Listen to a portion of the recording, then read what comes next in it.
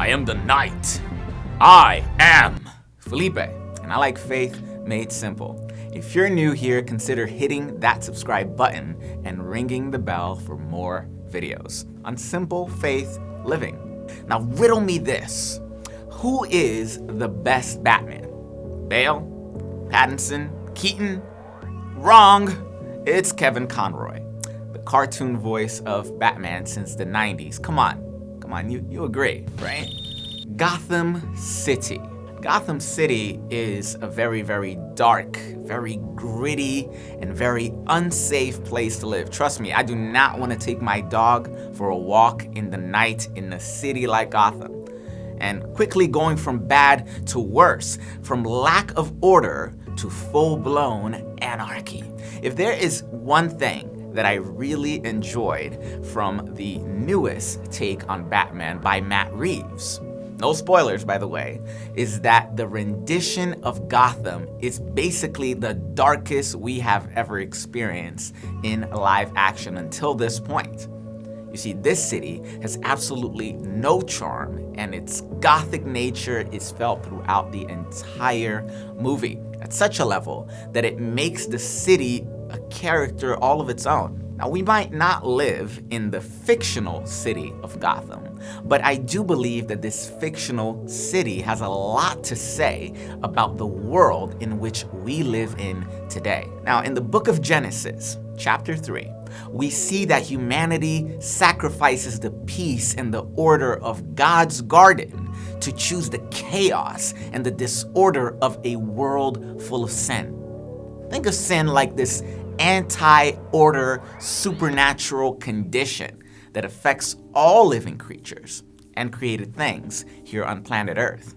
God is the agent of order, and the further we are from God, the further we dive into this thing called disorder.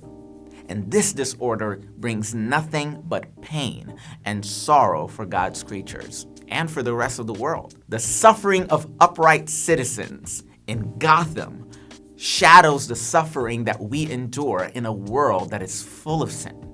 Given this analogy, some of you might be trying to make the connection between Batman and God. But hold your horses, or penguins for that matter. A few months ago, we did a video all about the end of the world and what it's going to look like. Check out this link right here if you missed that video. Both God and Batman desire justice. But here's the catch.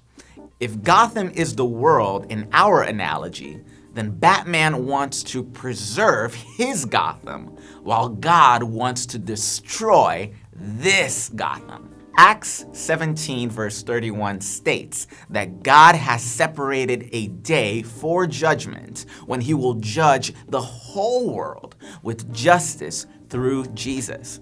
God's judgment will include destruction towards anything that harbors this sin plague. Only those people, the Bible say, that accept Jesus and the desire to be children of God, those who reject a life of sin, they will be the ones saved from the destruction of this Gotham.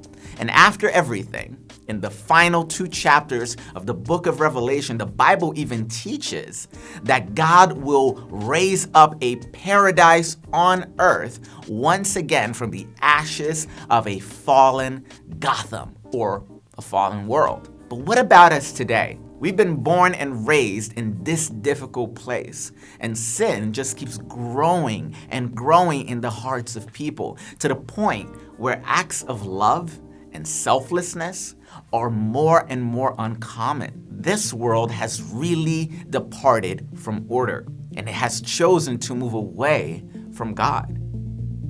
But what about you? Will you move away too and go down with this city, or will you let God bring you to the home that you were made for?